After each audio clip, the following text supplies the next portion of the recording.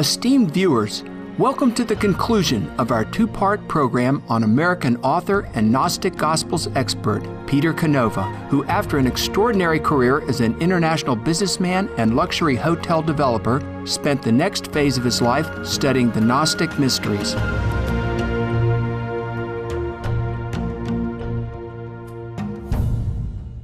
Judaism, you have the Kabbalah, which is the mystical core of Judaism.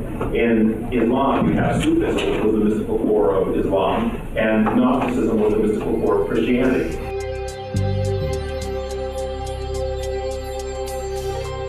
Mr. Canova is author of the First Souls novel trilogy.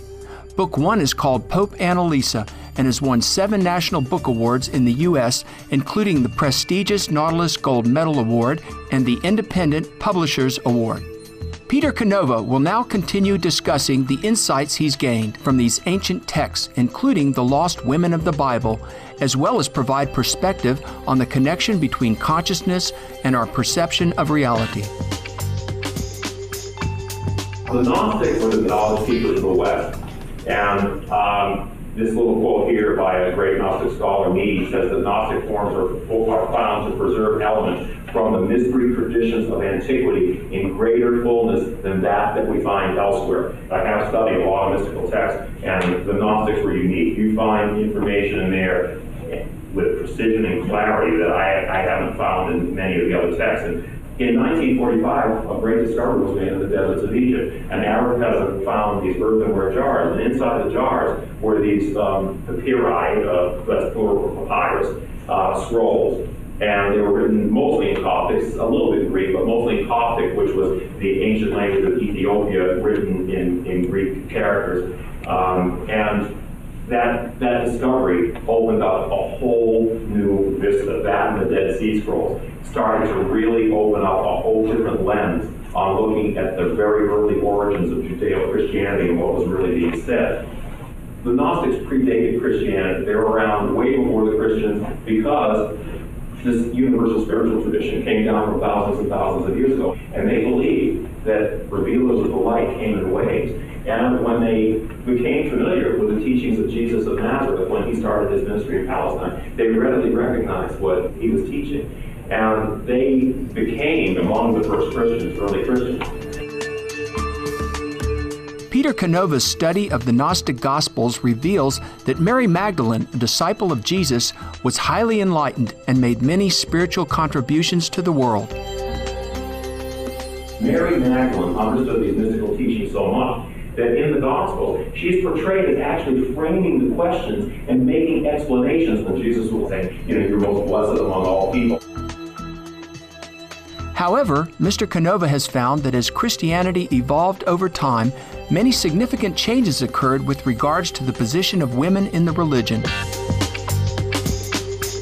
So gradually, over a period of time, they started to kind of push the females aside. They probably would have pushed their writings aside, pushed them aside in positions of authority, and rewritten some of the texts. In fact, there's a very interesting essay on the internet by a guy named Ramon Jusino, Jusino, and he makes a very cogent case that the Gospel of John was originally the Gospel of Mary Magdalene, and that it was revived during this period of time when they were pushing the females out of the church. Now, this is a kind of really sad but poignant picture that illustrates what happened to women during this era. This was a wall mural that was discovered in a cave above the ancient Greco-Roman city of Ephesus, which is now modern Turkey on the coast of Asia Minor. Inside this cave mural, they found these two figures. Now, this is Saint Theoclia, who was a well-known female saint at that time, and this is the famous Saint Paul. Now, in the old days, when you made certain physical depictions that had meanings that it doesn't have today, the fact that Theoclia sits at a higher level than Paul meant something back then. Theoclia would have taken precedence in the eyes of the early Christian community over Paul. You see here, Paul is making this sign, which is called the sign of the bishop. They still make this in the Orthodox and Catholic churches today. It's the sign of an authoritative teacher, one who is able to teach the scriptures and the sacraments and the mysteries. And you see that they were both making the sign, but over the ensuing centuries, somebody came in and chipped away at his fingers and chipped away at his face, which is a literal depiction of what happened to the women of this era. They effaced the authority of the women. They wanted the women to vanish, leaving only the male as the authoritative figure. Now, this is what Buddhist statues, making the exact same hands that you said. These were called mudras in Buddhism. Mudra was actually a physical symbol that was made in order to help open up your chakras. This is evidence, though, how this wisdom was common to all these other cultures as far away as India and so forth.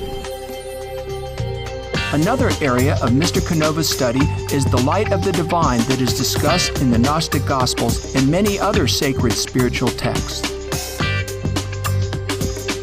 We have a beautiful spiritual tradition here in the Western world that was once part of our culture, and we're now in the process, hopefully, of rediscovering systematic sources of spiritual life.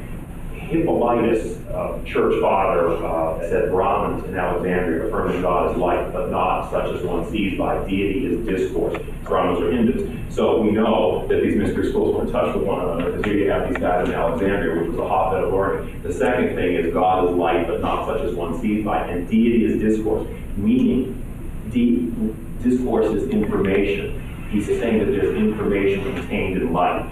The soul, at the point of death, has the same experience as those who are initiated into the mysteries.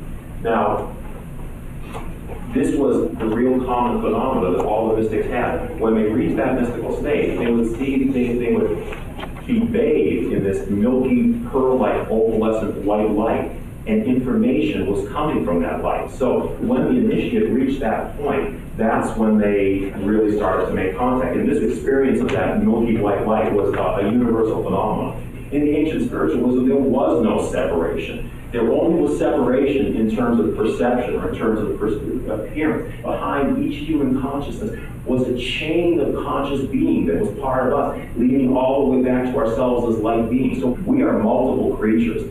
This is the lowest expression of our experience, but we are experiencing on other levels. Each of us is having an experience of successive levels of consciousness on other levels, leading back to our own light source.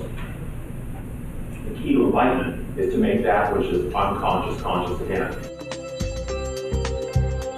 Mr. Canova and others have described our world as a giant hologram, which is a scientific way of explaining creation by this spiritual light. The primary teaching of the universal wisdom tradition was that there is one consciousness. They also said that this one consciousness expresses itself in the form of light. And the ancients really believed that everything that we experience in physical form derives from this light going from a higher vibration to a lower vibration. The lower the vibration, the more it crystallizes into, like a solid form. So what they're really saying is that everything that we know starts off as energy, starts off as light energy. And through a process of this energy being stepped down, it assumes the appearance of physical form. That's what the ancients would say. Now, the modern holographic universe theory is basically saying the same thing, and it's derived from the understanding in quantum physics, and it comes from, I should say, not just quantum physics. There's two main branches of physics. There's relativistic physics, which would be Albert Einstein defining the laws that govern the large world, planetary scale. There's also quantum physics that deals in the subatomic world, the world of the small. The two things that both those sources of physics were saying is Einstein's E equals mc squared says essentially that matter and light or energy are interchangeable forms of the same thing, that matter derives from light energy and it dissolves back into light energy.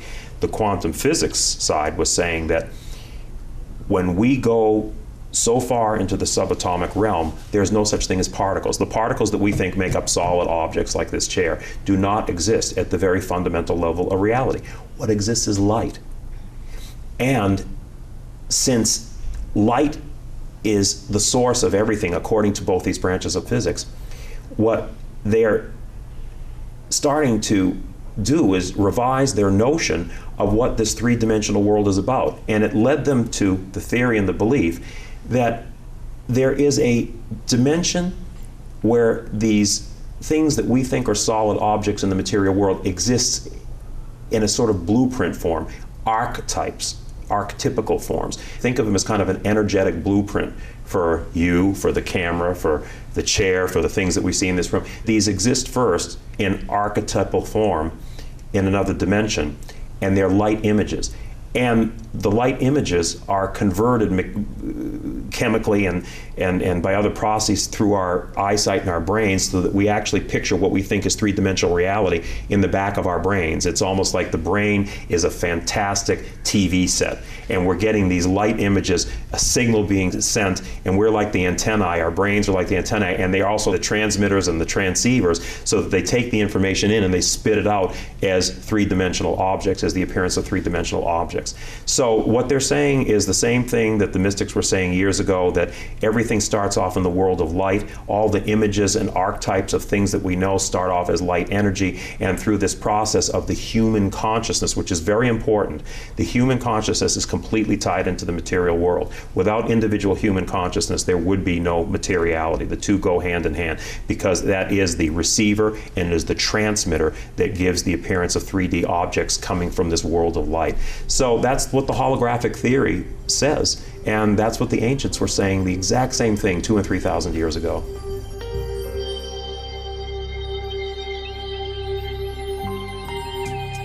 Once again, thank you, Peter Canova, for discussing the absorbing research you've done about the relation between consciousness and our perception of reality, as well as for your illuminating discourse on the Gnostic mysteries. May your future studies in these fields continue to bring forth fruitful and enlightening information to the world.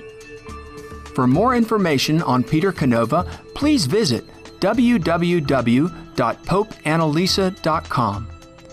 Mr. Canova's book, Pope Annalisa, is available at the same website. Thank you, precious viewers, for watching this week's episode of Science and Spirituality. Coming up next is Words of Wisdom after Noteworthy News. May we all perceive the everlasting light of the divine.